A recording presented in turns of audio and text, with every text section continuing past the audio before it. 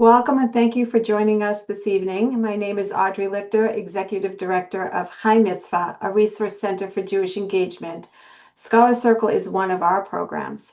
Today's Scholar Circle topic is the big questions on anti-Zionism, answered by ICSA on the six-part series featuring Dr. Andrew Pessin. In addition to our work with Scholar Circle, Chai Mitzvah's mission is to increase Jewish engagement through small group learning. We have over 20 discussion guides geared towards meaningful and intimate conversations around Jewish text. We especially like to work with synagogues, JCCs, and federations. To date, over 9,000 people have participated in our program, and we have worked with over 700 legacy organizations. Please visit our website at chaimitzvah.org and contact us to learn more about how to reignite your Jewish learning and increase Jewish engagement in these important organizations. The Scholar Circle program was inspired by Scott Shea, our founder and board president, who authored the best-selling book Conspiracy U, A Case Study, which unpacks anti-Zionist conspiracy theories from the left and the right political spectrum. Scholar Circle has engaged over 5,000 participants since 10/7 from around the world. The Scholars Circle program hosts lectures by prominent scholars every 2 weeks on topics relating to Israel and the Jewish community, geared towards rabbis, educators, and lay leaders who are charged with explaining the complex issues the Jewish community is facing. To that end, each lecture will have a resource guide that will be sent to you after the lecture. A recording of each lecture will be accessible on our website and shared with you through email as well within 1 week. Thank you to our recent donors and also to our annual sponsor, the University of Connecticut, through their Laboratory for the Study and Prevention of Global Antisemitism. We welcome audience questions, although tonight will be a special conversation between myself and Dr. Pessin, and we'll try to get to questions at the end of the lecture. Please consider supporting Scholar Circle with a donation, which is fully tax deductible. So Dr. Andrew Pessin is a professor of philosophy at Connecticut College and founding director of the Institute for the Critical Study of Antizionism, ICSA. His many books include Anti-Zionism on Campus, Poisoning the Wells, Anti-Semitism in Contemporary America, and The Jewish God Question, as well as several novels. Long ago, he enjoyed some moments of fame portraying the genius on The Letterman Show. So Dr. Pessin, welcome, and I'm looking forward to a conversation with you tonight to sort of unpack our six-part series that was so incredibly attended. And so let's start a little bit with our audience getting to know you. How does a philosophy professor become an advocate for anti-Zionism and actually starting an institute? So tell us a little bit about Just to yourself. clarify that question, an advocate for the critical study of anti-Zionism, not an Right. advocate Oh, for it. I'm sorry. Yes. The exact opposite. First, Right. thank you, Audrey. Thank you to Chai Mitzvah. It's always a pleasure to be here. I'm so grateful to Chai Mitzvah Scholar Circle for hosting this inaugural webinar series from the Institute for the Critical Study of Anti-Zionism. Together, we put together, I think, a truly incredible set of 6 scholars talking about the history of anti-Zionism, its evolutions, its contemporary manifestations. It was a pleasure to work with Chai Mitzvah, and I do urge everybody to give them a few dollars, please. They have worked tirelessly, actually for many years, but especially since October 7th, to bring scholars along so we can understand this moment that we're in, which is a very scary moment. It's an existential moment, in my opinion, both for Israel and for the Jews in the diaspora. And Chai Mitzvah and Scholar Circle has really done their part to meet the challenges of the day. So thank you. Give them a few dollars, please. So how does a philosophy professor end up founding the Institute for the Critical Study of Anti-Zionism? Well, it was not on my bingo card, let me put it that way. And as I give my teenage sons advice that they will, of course, ignore if they listen to it all here in the first place, it really is amazing how much of life is not planned, or as John Lennon put it, life is what happens when you're busy making other plans, right? So I certainly didn't foresee this. I was very happily a straightforward philosophy professor for a bunch of years. My work in philosophy really focused on the famous I think therefore I am philosopher, René Descartes, who had a lot of interesting things to say besides I think therefore I am, which is a lot deeper than it might even sound. And so I was focusing on that for a good number of years. History of modern philosophy, it's called. Descartes and his followers and his critics, and doing some really interesting work that definitely kept my brain occupied, and I think helped sharpen certain aspects of my brain. And the way I would describe that work sometimes, and this is a little bit of a negative spin on it. When you write professional philosophy articles that become hyper specialized, you become an expert in Descartes, for example, or at least highly competent in specifically Descartes. Um, uh, the audience with whom you engage gets smaller and smaller the more specialized you become. And so, as I finished writing the set of scholarly articles that I wrote on Descartes, of which I'm very proud, I think I made my own contributions to the study of this field. I would describe it as I was thinking about what's the next article I should write. Such an article would take, I don't know, a couple of 100 hours, 300 hours of really brain busting time, sort of sweating blood and working things out, studying the field, studying the literature that's out there, trying to advance it in some way. And then I would produce an article of which I'm very proud and I do think has value, but it would be read by maybe 10 people, nine of whom would ignore it, one of whom would criticize it mercilessly. And Such as academia. after you do a number of those, you start to ask yourself, like, all right, forward, should I spend 300 hours doing another one of these that will be read by 10 people and mostly ignored or criticized mercilessly? Or are there other things other ways I might spend my time more profitably, personally and professionally? So I was having those thoughts right around 2015 or so when I had the distinct pleasure of being canceled fairly early in the wave of cancellations. Not quite the very front of the wave, but certainly on the earlier end of it. And canceled, I would say, I would describe it for ultimately being a proud Jew. I won't go into the details here, but it was very, very unpleasant, and it involved internet. We got international death threats directed against me and my family.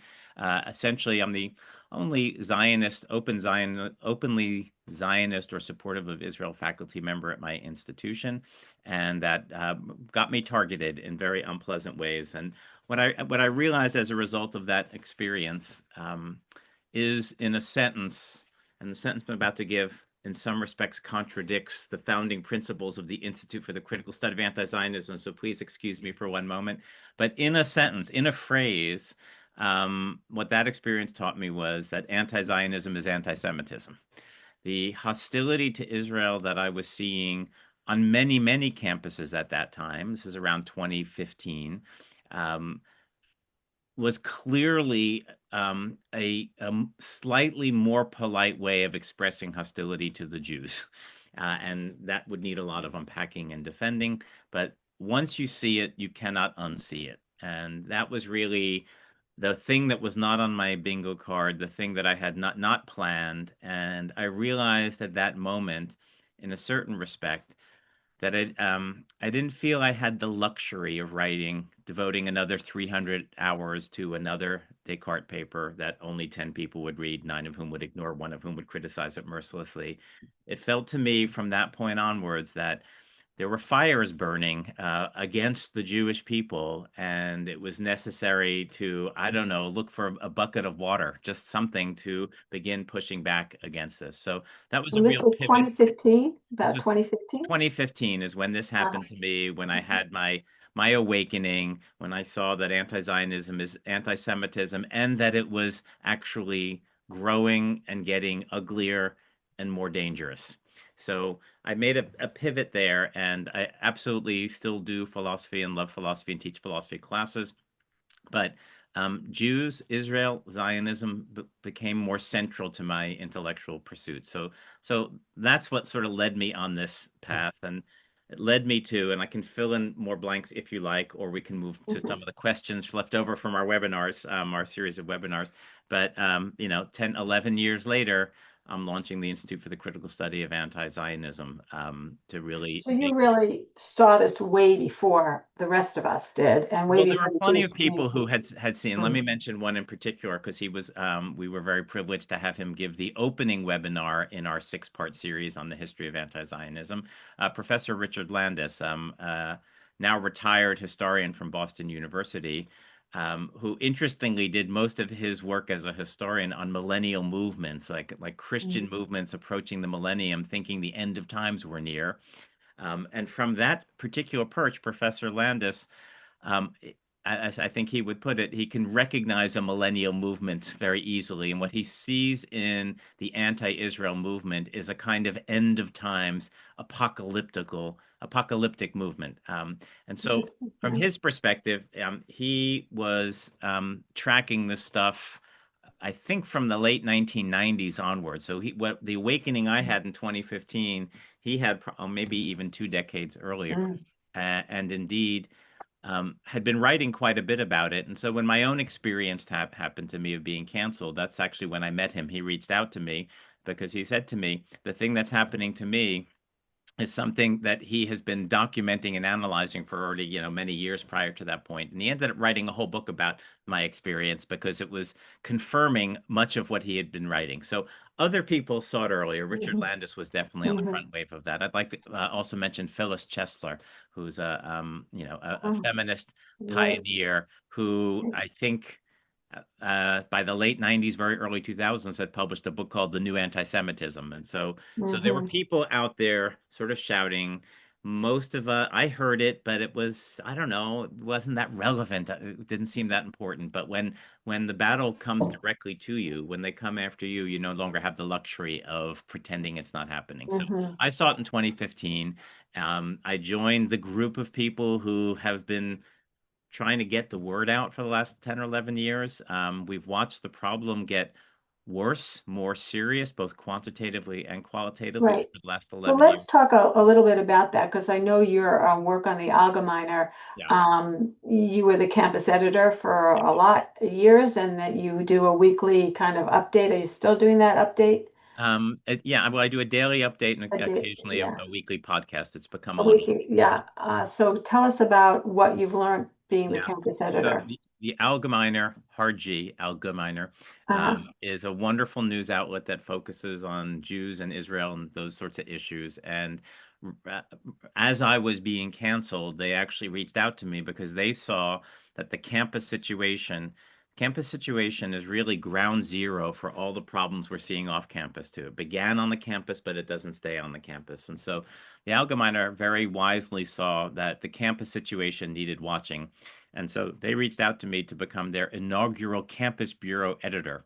And I did that. I served in that capacity for 9 years or so, just Mm, left last year. And it was my job at the Allgemeiner to scour the news and keep my eye on campuses. And so every day I am documenting the things that are going on campuses. And I generate these lists every day for 9 years mm, during peak periods, literally pitching 30 to 40 stories a day during the work week to the Allgemeiner, which had the resources to cover one or two of them a day. So the point is, if you've been following the Allgemeiner, you've been following the situation for 10 years. But even there, you're only getting the tip of the iceberg. If they can write one or two campus stories a day, they were getting pitched 30 to 40 campus stories a mm, day.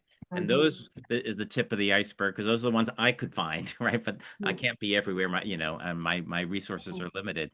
So, in that capacity for 9 years, I've kept this really close eye documenting incident after incident after incident on campuses, seeing the problem, as I said, get worse both quantitatively and qualitatively. And so, what I mean by that is quantitatively, the number of campuses and the number of problematic incidents that are occurring is just continuously increasing from 2015. And let's take this up to October 6th of 2023. Just more and more stories, more and more stories, and more campuses. Students for Justice in Palestine, a key organization for driving campus problems for Jews and for Israel. Their number of chapters just kept increasing each year. There's new chapters opening on new campuses.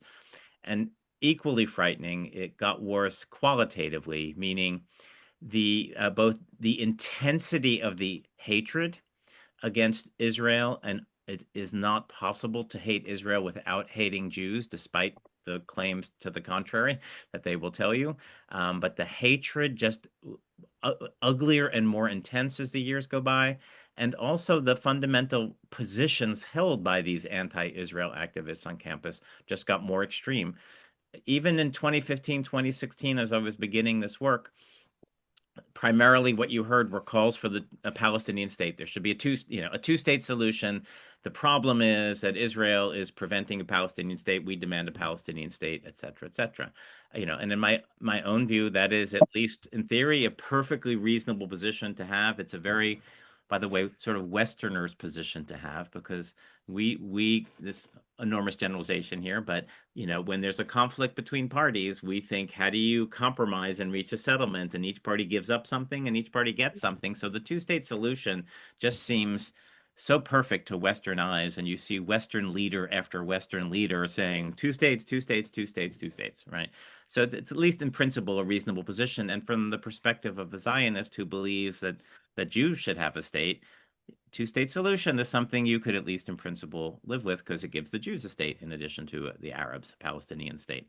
But within a few years, you saw that position going away, as also this other policy called anti-normalization. So when you're talking about a two-state solution, you're in the world where you're talking about some compromise, and you reach a compromise by negotiating, which involves having a conversation, right? So while the two-state solution was kind of the primary demand, there could be conversations. But what you started seeing is SJPs and related groups adopting this policy of anti-normalization, meaning they would not platform with or talk to or interact with a Zionist, right? Refuse to have conversations with. And that is so problematic on so many levels, but especially in a college environment where you are there to be exposed to different ideas, you're there to hear different points of view. As they adopted anti-normalization, they said, well, talk to the hand. We don't want to hear it. We don't want to talk to you. And that went hand in hand with the increase in efforts to disrupt any pro-Israel sort of event, or even Hillel events or things like that, right? We Right. don't want to hear that point of view. The phrase Zionist off campus, which is heard loud and clear on a lot of campuses in the last few years, started, in those earlier years as well, because their goal was to ultimately eliminate Israel. That's where I'm going here, and eliminate it by eliminating Zionists on campus, or the Zionist perspective. So it begins by not speaking to Zionists. It quickly becomes disrupt and cancel any pro-Israel sort of event. And sure enough, within a few years, by 2021 at the latest, I would say, by far the dominant position of the anti-Israel crowd was not the Palestinian state, but the destruction of Israel. There should be no Jewish state. It should be all Palestine. And So, I remember that quite vividly, because in retrospect, quite almost quaint war that Israel and Hamas had in 2021. I think it lasted a couple of weeks. It was, on the order of magnitude, it was so tiny compared to what came after that. What we saw on campuses erupting, and not just students, but also faculty members. This is also what I mean when I'm saying the problem's getting qualitatively and quantitatively worse. We saw petitions signed by tens of thousands of professors around the world accusing Israel of Jewish supremacy, literally using Nazi propaganda language, of being guilty of everything from ethnic cleansing, apartheid, and of course genocide. This is 2021, right? In a 2-week war, in which very few people actually died. And essentially demanding the undoing or dismantling of the Jewish supremacist state. So tens of thousands of professors signed this. So by 2021, it was clear that the position on the other side is no Israel whatsoever, dismantle the Jewish state.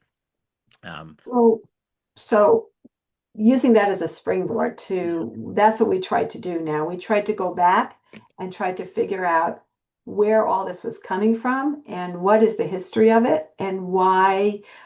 So let's review, if we can, our 6-part series. And what we've done is, just to review for the audience, the 6-part series, the first one was the Protocols of the Elders of Zion, projection, and progressive anti-Zionism. The second part was Nazi Soviet Islamic continuities. The third was Soviet roots of progressive anti-Zionism. The fourth was Arab Islamic anti-Zionism. The fifth was progressive anti-Zionism and social justice. And then the sixth one was a holistic ideology defining anti-Zionism. So what we've done is we've sort of picked a few questions there were many questions on all of these topics. We picked a few that we thought were representative of many of the questions that were asked. So we're going to go back now to the first series, the first one, the Protocols of the Elders of Zion, and I'll ask you this question: how do conspiracy frameworks like the Protocols continue to shape modern anti-Zionism? All right, so let me answer by not answering that question immediately, saying one or two things first. So just a reminder, and I'll talk a little bit more later about the Institute for the Critical Study of Anti-Zionism, which I launched at the beginning of January. Maybe I'll actually talk a little bit about it now, because then Okay, that's the context for this sure. webinar series. So, um, as I said, I've been watching, documenting, and in fact writing all along about this the increasing quantity and quality of Jew hatred on campus, to put it coarsely.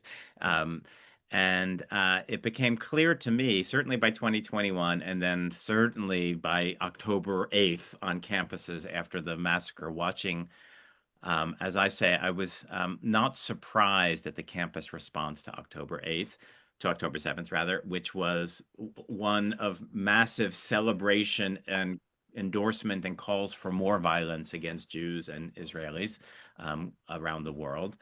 It was shocking to see it, of course, but I wasn't surprised because as I'd been documenting it, it was just the next logical step. I mean, it was so clear from the rhetoric and the intensity of the hatred and the ideology, which is what we're going to get to in just a moment, that for the people who are opposed to Israel on campuses, Israelis and Jews more generally are really demonic, evil people. The only logical response to which is elimination. This was what they were thinking on the cusp of October 7th. And so when Hamas undertook this massacre, it was a-okay according to that mode of thinking. So I was, as I said, not surprised. It followed logically. Yes, horribly shocked to see it, and I'm still traumatized from it some years later.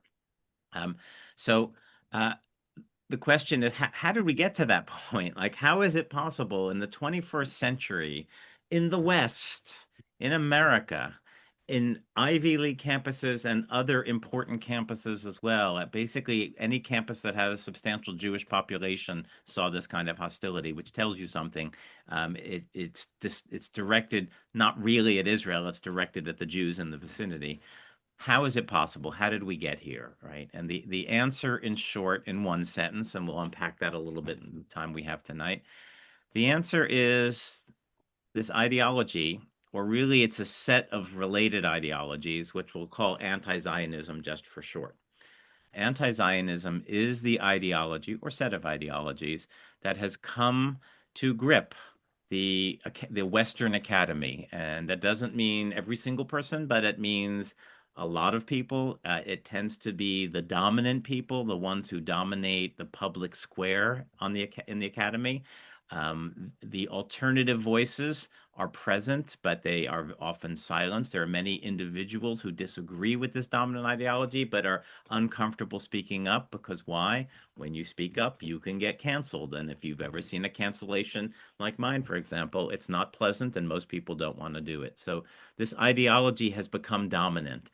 And according to this ideology, and I'm obviously simplifying here, according to this ideology, um, uh, the Jew, and I'll speak coarsely, um, the Jew is the most fundamentally evil thing of the modern era. And therefore, if you want to pursue virtue and goodness, it is to eliminate the Jew. Now, it doesn't take that type, it's not expressed quite that way on most campuses. It's, of course, expressed as anti-Zionism. So Israel becomes the Jew of the world. And it is never far from their minds that Israel is the Jewish state. But if you express your opposition to Israel, it doesn't sound quite as heinous as the Nazis who just expressed their opposition to the Jews.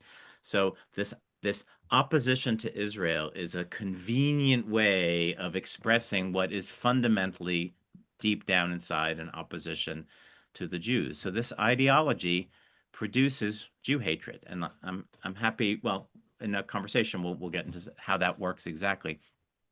So if that's anti-Zionism, we want to know how we got there. So what the Institute for the Critical Study of Anti-Zionism wants to do is to promote, produce, disseminate more scholarship, critical scholarship on the history, evolution, and contemporary manifestations of anti-Zionism as an ideology, but also as a worldview and as a movement, as a concrete movement that has concrete consequences, including tremendous violence against Jews. So, for example, these are very important examples, and people debate endlessly: is this anti-Semitic or not? Is opposition to Israel anti-Semitic or not?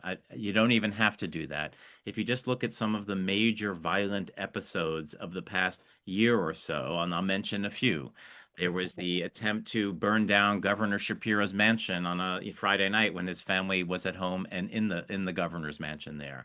There was the firebombing of the hostage walk in Colorado that burned dozens of people and killed one.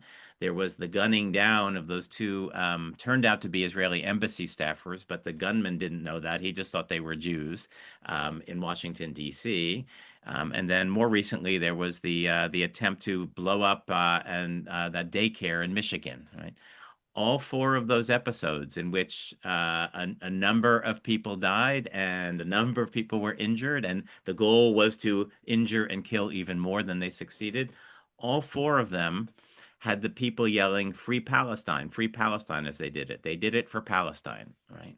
So who cares if it's anti-Semitic? This was, call it anti-Zionist violence. Anti-Zionism makes people attack the Jews. And indeed, October 7th, the Hamas massacre, okay, you don't want to call it anti-Semitic, even though it targeted overwhelmingly Jews. You don't have to call it anti-Semitic. Just note it was anti-Zionist. They're trying to destroy the state of Israel, which is now the anti-Zionist position these days, is the destruction of Israel, as I just mentioned. And in order to destroy Israel, you're going to be killing a lot of Jews, as they did on October 7th. So anti-Zionism produces hatred of and violence towards Jews.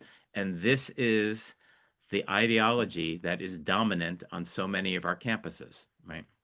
So, how did we get here? We need to understand the history, evolution, contemporary manifestations of this ideology, and that's what Uh, the Institute will do, and that's what this webinar series, that was our first project, was to do that. Yes, I Audrey.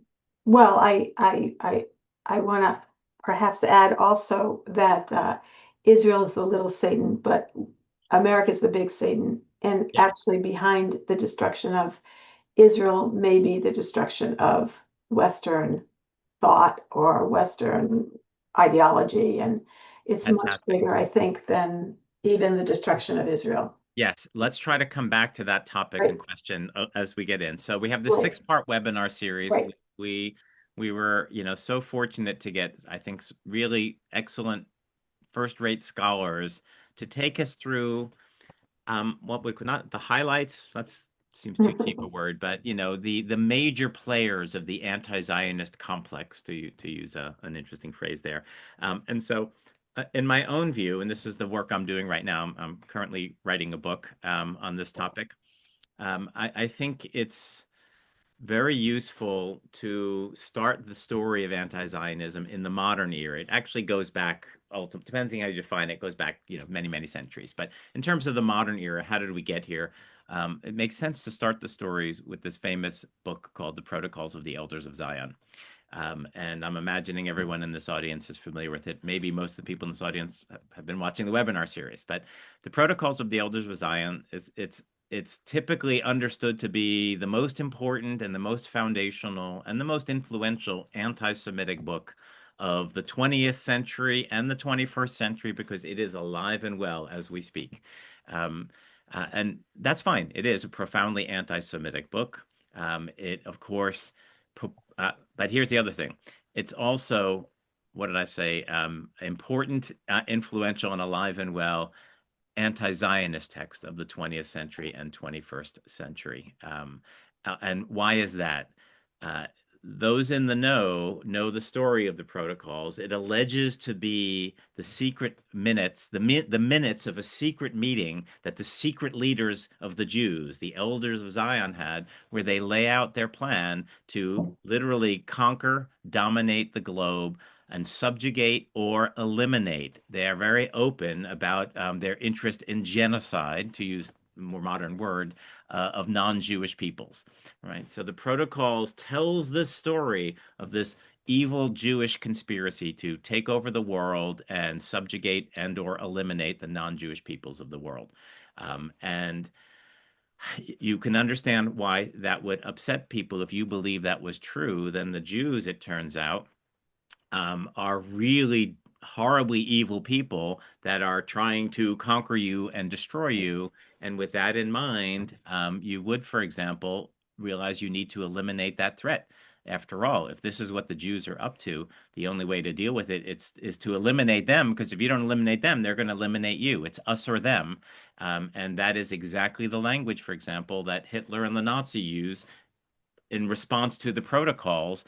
They saw themselves as defending themselves against the Jews. We, of course, understand that the Nazis were aggressors. They were Jew haters. They sought and succeeded in perpetrating a genocide against the Jews. They're the bad guys, but in their own ideology, it's the Jews who are the bad guys, and they are simply defending themselves against the Jewish threat. So this is what the protocols can do, and the protocols are directly relevant to the Nazi story. They were motivated by it. They all read it, etc. Right? So when you get to the Nazi story, then how does it translate to the Islamic story, which Get is our there. You're, second great questions. Great second questions. So, question? but the point I wanted to make is classic anti-Semitic text. It will make you hate the Jews primarily because you will fear the Jews, right? The Jewish threat to you. But here's the thing. According to the most common understanding and the way the book was advertised in most of its editions, it was this secret meeting took place at the first Zionist Congress in 1897 by Theodor Herzl, right? And I want to underscore the importance of that.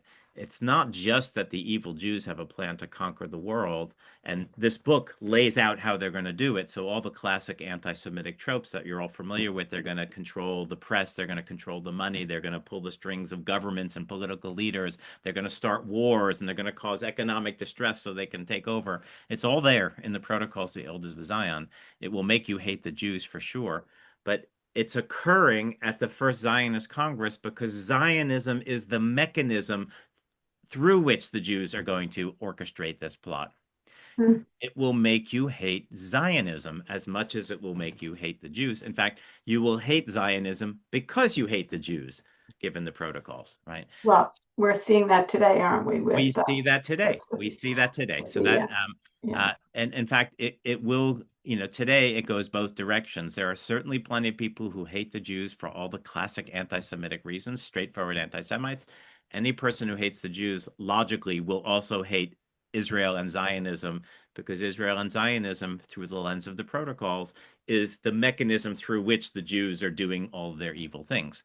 And then, of course, it works the opposite direction. And this is contemporary progressives will push back on this, but it's just not logically or psychologically possible to spend so much of your time and energy hating Israel without coming to hate the Jews. How could you not? Israel is the Jewish state. It is the Jewish project, right? It is 75% Jews. Half the Jews in the world live there. If you hate Israel, even for independent reasons, you're not coming to the issue as already hating the Jews, anti-Semite. But if you hate Israel long enough, you have to hate the Jews. And in fact, uh, uh, I just forgot his name.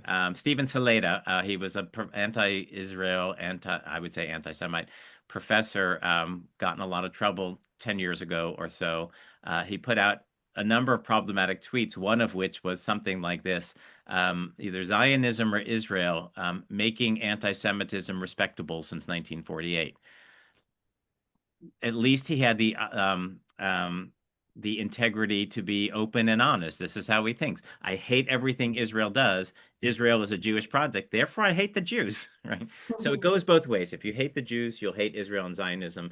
If you hate Well, Israel and Zionism, you're going to end up hating the Jews. and then there was the But cartoon in the New York Times of Netanyahu leading President leading right out Trump. of the So protocol. right That's a out of the totally an image of protocols. the protocol. Yeah. So that's where we launched this series by a sort of deep dive into the protocols of the elders of Zion. Right. I'll just quickly summarize the series and then come back to your question because I haven't forgotten it.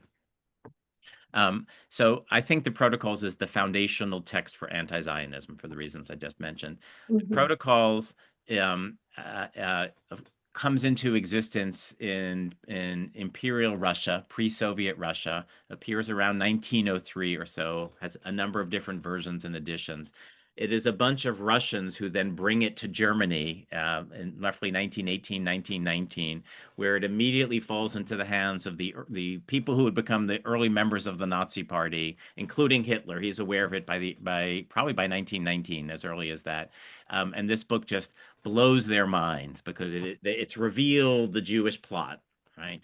And so this book absolutely fuels the Nazi program. And there is a straight line. I could elaborate maybe some other time, a straight line from the protocols into the brain of Hitler into the final solution. And I hate to say it, it makes sense logically. If you believe the Jews have this plot, then you will want to eliminate that threat. And the only way to eliminate that threat will be to eliminate all the Jews, right? And so there you get it. The protocols has direct responsibility, literally, for the Holocaust. It's quite stunning. At the same, so the next stop in our series was that it was the Soviets, right? So the story then returns back to Russia, now the Soviet Union, which is where it began. The protocols came out of there. It never stopped being present there.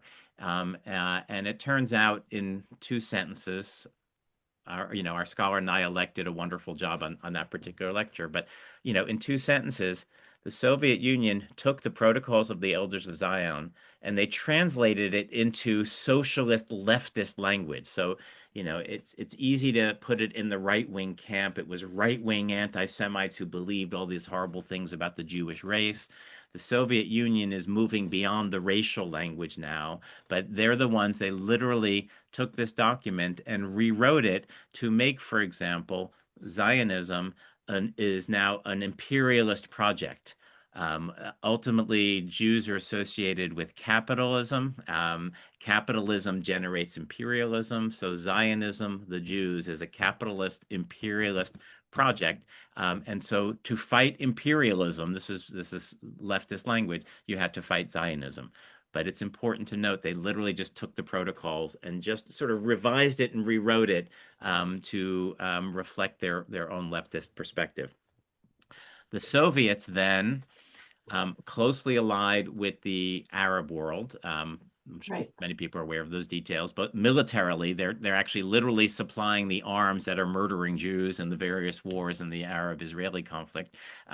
But importantly, the Soviets flood the Arab world with Arabic translations of the protocols of the Elders of Zion. And so Mm. what you get in the Muslim Arab component of our discussion, as we got somewhat from Hussein Abu Bakr Mansour, who gave a splendid lecture there, you get this you have a pre-existing independent Islamic Jew hatred that goes back to the 7th century, but you add to it this protocols conspiratorial Jew hatred, and it really creates something apocalyptic. It makes it the case that Zionism, which the Arabs might have had perfectly independent reasons to resist and not be particularly fond of, but what's driving it isn't just a conflict, it's an apocalyptic hatred because the Jews are the enemies of Islam from the 7th century. They're also trying to take over the whole world. And look, here they are trying to take over this little patch of land that's part of our land, say the Arabs and the Muslims. And so you fuse the Islamic Jew hatred with this Nazi style protocols, conspiratorial Jew hatred, and you get just this explosive hatred, which is alive and well today, right? Mhm. It's part of understanding that world. And then the Soviets there's a straight line from the Soviets into today's Western progressives. And we had David Bernstein gave a wonderful lecture tracing some of that. Uh, we should have a whole series just on that alone. But roughly speaking, the Soviet Union was is the lodestar? Is that the word? It is the guiding star of the leftist progressive world from the, 1940s onwards. And after 1967 or so, when the Soviet Union went all in on their anti-Zionist propaganda, they would translate hundreds of books, thousands of articles, which are deliberately now, the goal is to destroy Zionism. This is still the Soviet Union by delegitimizing it, as they realize that militarily Israel is pretty strong. This is especially after 1967, the Six-Day War. They need to delegitimize Israel. And the way to do that is to accuse Zionism of every evil thing that the 20th century considers evil. And so that's where you get the thing Zionism is racism, 1975 UN famous resolution. Zionism is imperialism. Zionism is colonialism. That idea begins in the sort of the late 60s or so. Zionism is apartheid.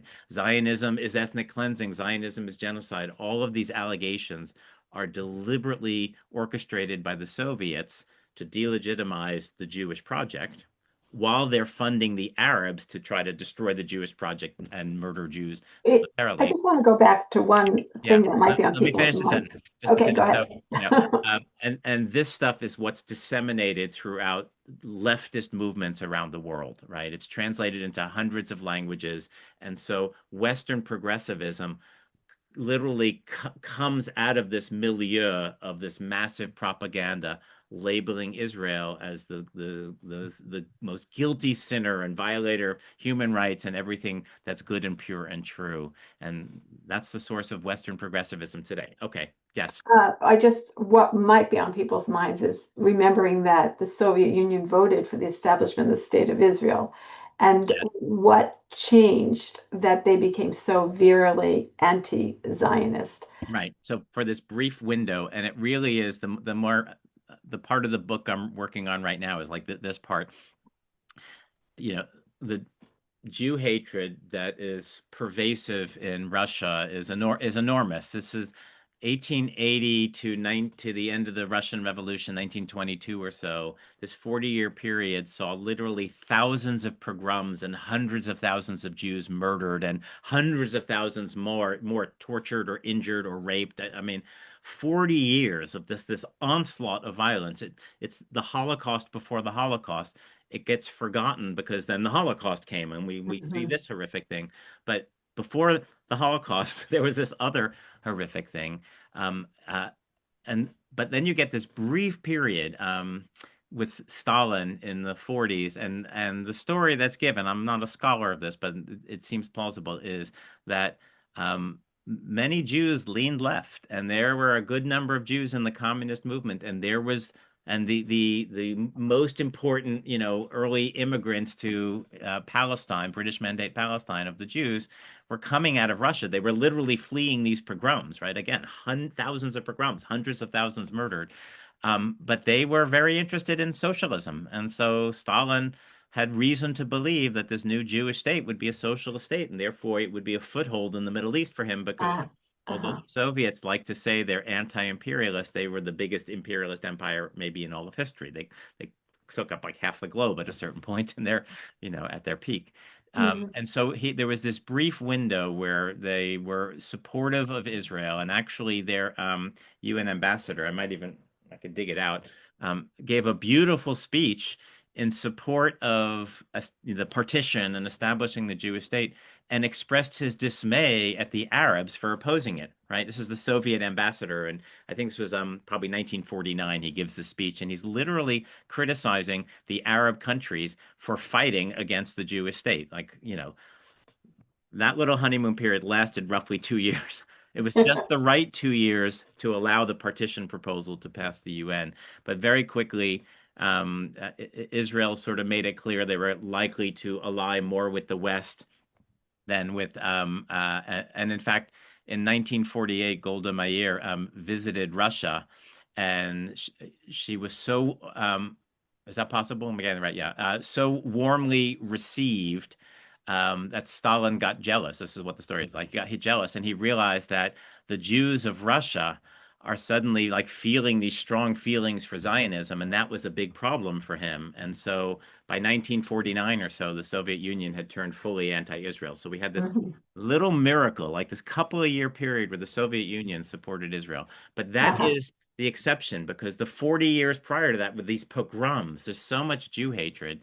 For 2 years or so, the window opens and then it Mhm. shuts again, and the Soviets Mhm. return back to their anti-Zionist ways. Mhm. And then they disseminate all this stuff into the Western world where it becomes the foundations of today's progressivism. So Mhm. that's kind of the overview and what you realize, and hopefully some of the folks on the Zoom saw many or most. And by the way, all the lectures are recorded and they are available on the Chai Mitzvah Scholar Circle website, so you can go back and see all of them. But the hope is that when you appreciate this origin story, where it comes from and how it evolves through the 20th century into, I told the story into roughly the 1980s, I think was where it got just now. Um, what you realize is a lot of people think, you look at these college campuses and these kids are protesting Israel, that they're somehow, and this is what they think, they're responding to what Israel's crimes, what Israel is doing and has done in recent years, as if it's all de novo, fresh. But when you look at this history, you realize there's this enormous foundation of opposition to Zionism that is rooted in the protocols anti-Semitism that informs the Nazis, it informs the Arabs, the Islamists, it informs the Western progressive movement, which comes out of this Soviet propaganda machine. It's predisposed to hate Israel before Israel even does anything. And so when you see this, you will look at today's campus protests in a new light. There's still some gaps in our story. We don't have time to get into all the details, but they're not somehow spontaneous responses to things Israel has done. They are almost predetermined conclusions just following in this long tradition, this historical tradition, and they suddenly start to make a lot of sense in a way. And so that's, I think, the importance of this webinar series. I hope people will go back and watch it if you haven't seen it already. To put today's anti-Zionism in the context of its history is to begin to understand it. To begin to understand it. So now your question. Let's see if we remember what the question was. Well, I don't remember the I do. question, I wrote it, have it written down. but I think you asked, how do conspiracy frameworks like the protocols continue to shape modern anti-Zionism? So okay. Yeah. here's what I would say to that. Um, it directly shapes 20th century anti-Zionism because it directly influences the Nazis. It directly influences the Arab and Muslims from the 1940s onwards to this very day. Hamas's charter, the foundational charter of Hamas from 1988. Hamas is obviously a relevant player as we speak, right? The war is with Hamas, still with Hamas, despite the ceasefire. Hamas's founding charter in 1988 openly quotes the protocols of the elders of Zion as part of its reason for opposing the Jews, right?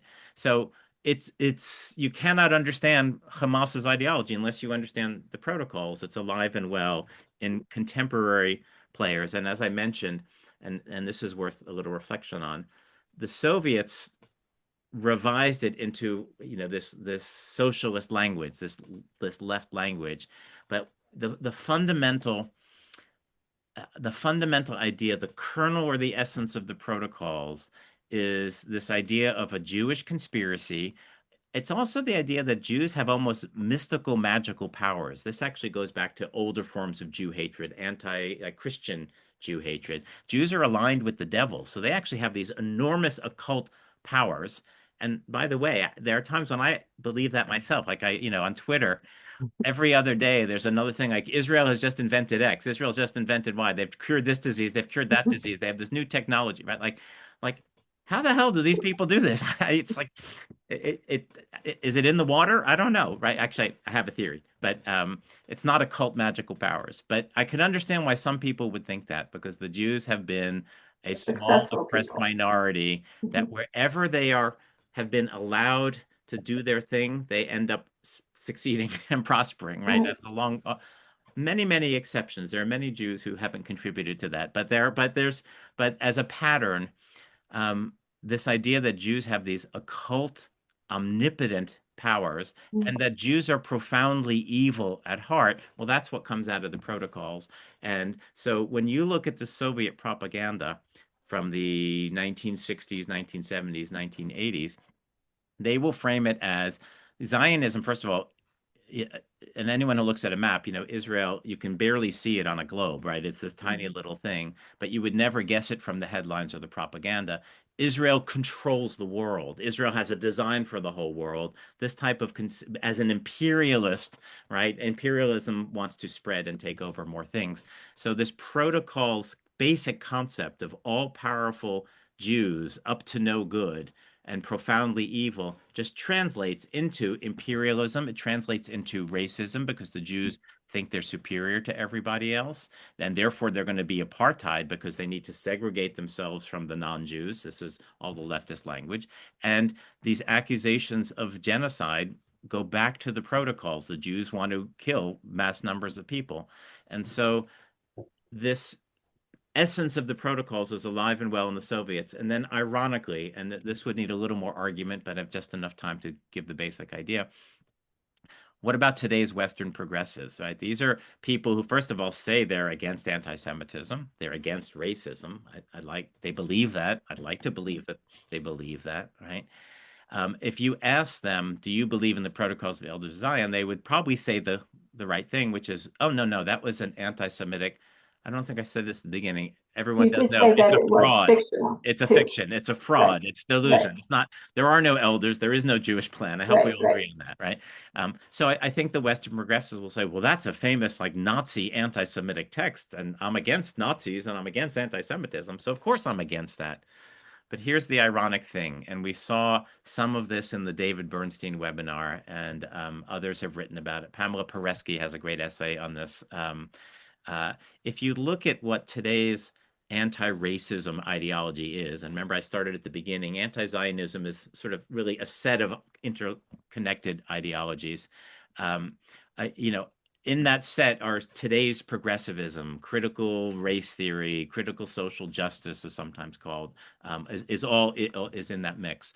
And according to those ideologies, and I will not be doing them justice in a 2 or 3 sentence summary, but basic idea is, of course, that there are oppressors and oppressed, and we have, at least in the West, it's a white patriarchal supremacist situation in which people who are more successful are successful ultimately by exploiting and oppressing those who are less successful, the marginalized who happen to be, let's say, the people of color, persons of color. That's the basic worldview of the progressive. Well, if you look at Jews in the West on average, Jews on average are more successful than many other groups. Not all other groups. Surprisingly, Nigerian Americans are actually extremely successful as a group. I don't know exactly why that is, but by standard economic metrics and things like that, Nigerian Americans do particularly well, which, by the way, is a problem for the white supremacist ideology here because they're not white. But on this ideology, the more successful you are, the higher up you are in the ladder of oppression.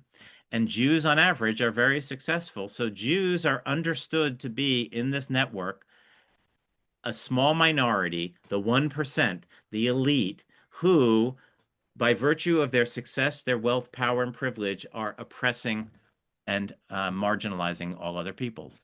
And I put to you, how is that different from the protocols? That is exactly what the protocols say. The Jews are a small minority who are working a scheme to oppress and marginalize and subjugate all other peoples.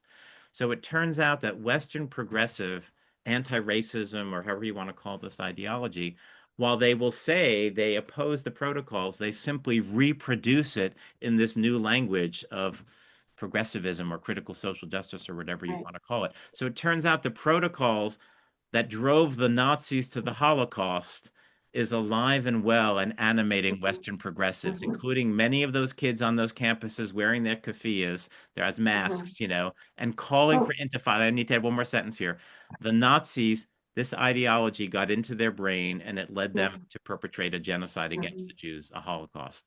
The same ideology in slightly different language, adapted to the 21st century, to leftist ideology, is now in the brains of so many of our college students and so many faculty. Can't forget the faculty who are driving this, and it leads them to celebrate the mass murder of Mhm. Jews. How is that different from the Nazis? It Mhm. isn't. And so one of the lessons I hope people learn when they study the history, evolution, manifestations of anti-Zionism is to realize that today's anti-Zionism is just the Nazi project dressed up for the 21st century and No, indistinguishable from it. the difference, of course, is the state of Israel, and the Yeah, one of the challenges, of course, is that these same people don't understand and haven't studied the history of Israel. So they don't understand and they that's right. don't know that over 50% of the people of Israel are not even white supremacy. I mean, they're not even They're white. not even So, white. Right, so right, they right. don't even get the whole history of the state of Israel, and of course the situation of what Israel's had to do, which you didn't get into in terms of how you got into trouble, but what Israel's had to do to defend itself against a constant barrage of opposition to its existence. Not just So right, violent so there's opposition, a terrorism, right, military, so Hamas. Right, right, right. the overlaying this ideology is history and behavior of Israel, and that gets all conflated with this ideology. So Well, we my hope is for some of these folks, like if they could only understand that despite they say they're against the Nazis, but if they could only understand that they are literally proponents of the same ideology that the Nazis were, and it's reaching the same conclusion. Israel must be destroyed, and you're not going to destroy Israel unless you murder a lot of Israelis, the majority of whom will be Jews. So it's literally the same outcome. And we see that they draw that conclusion because they saw October 7th and they were like, yeah, that's good. I like that, right? So if you really hate the Nazis, then isn't there some cognitive dissonance in perpetrating the well, Nazi program? right. We didn't have time to get into the Palestinian situation and why they're considered refugees and all of that and Oh, UNRWA. And all. right. There's so much more to unpack, and hopefully we'll get there. I want to ask you before we leave, which we only have a few minutes. There were a number of questions. I think you answered many of the questions that people asked, but why do you feel that you need to create this ICSA, the Institute for the Critical Study of Anti-Semitism or Anti-Zionism? Why now, and what are your goals there? Thank you. So first of all, everyone should sign up for the free Substack, ICSA.substack.com, so you can see what we're up to. It's because, and now we're really short on time. It's because the one thing by we I mean the Jews, Zionists, and I like to think all sane, decent, rational people, have not really done over the last 20 years or so on campuses is go after this ideology that is producing the Jew hatred that I've just went through. We haven't gone after it. We've watched it take over, and there's a number of reasons for that. One of which is very important. Um, uh, this ideology frames itself as anti-racism in the way that I just described, and it was very much seen in the milieu of universities over the last 20 years, and especially in the last 5 years. Um, if you're critical of if you're critical of anti-racism, you must be a racist, and you will get canceled. So we have not pushed back on this ideology, even as it is producing Jew hatred in the way that I just sketched a few moments ago. But the times have changed after October 7th, and now it's now or never. I really think it's an existential moment, maybe for Israel, for Jews in the diaspora. And if we're going to solve this problem, in society at large, it has to be solved in the university because that is ground zero. It spreads out from the university. And the only way to solve it is the one thing we haven't tried, which is actually try to critique and dismantle this ideology to expose it for what it is. In the end, it is no different from Nazi hatred dressed up in very fancy academic jargon, academic language, etc. But it is no different from what was going through Hitler's brain. We need to Mm. expose that, and we need to go on the offense. So I'm happy to say in just a few months we have over 225 scholars on the roster. We're close to 4,300 followers on the Substack. We've already launched a bunch of projects, including that webinar series. We have some other projects already underway. We're doing the work. The goal is to incentivize, mobilize, and maybe even coordinate. We could use an elder now. I think the pathetic tragedy is it seems to have fallen upon me to be that elder. That's bad news for the Jewish community. But we need to coordinate in an organized way this critical response to the ideology of anti-Zionism. And like I said, 225 scholars on the roster is a lot of people who are coming out of the woodwork who want to engage in this. So please do check us out. Please, there'll be ways to support us if you're a potential significant donor. I don't want to take money away from Chai Mitzvah. Give money to Chai Mitzvah. But Okay. check out what we're doing. And if you're a scholar, please join us. If you're just want to follow along, sign up for the Substack Well, because we're it's with all you. hands on deck. Yes. We're definitely with you, and And we're I'm so going to. grateful to Chai Mitzvah for platforming ICSA in its Um, early months and and allowing us to do this webinar series. So we're definitely with you, and we're going to look forward to another series next year with you, which we will let everyone know in the fall or later on. But a lot of people have asked, so what do we do about it? We've thrown a lot of problems and a lot of really heavy things to our audience. So our next lecturer will be Dr. David Arno. And he is an expert on, he's a therapist and an expert on how do we deal with despair, against despair, the Jewish tradition of choosing hope in an age of rising anti-Semitism. So for all of you that ask, well, what can we do? What can we do? We need to give ourselves a way not to despair. And the age-old Jewish tradition of hope, and he's going to be unpacking how do you create a hope in your life, and he has a book that he wrote, and we're really looking forward to giving you some positive shot of how to deal with all of this, because it can be very despairing at times. So thank you, Dr. Pessin, for all of your work, and we are so delighted to be your partner in your next phase, and you're a sabbatical now that you can really put some time into this. And I hope all of you join us. Our next lecture will be June 16th at 7 p.m. with Dr. David Arno on hope and against despair. And I think we could all use that. So we'll see you then. And thank you all. And good night.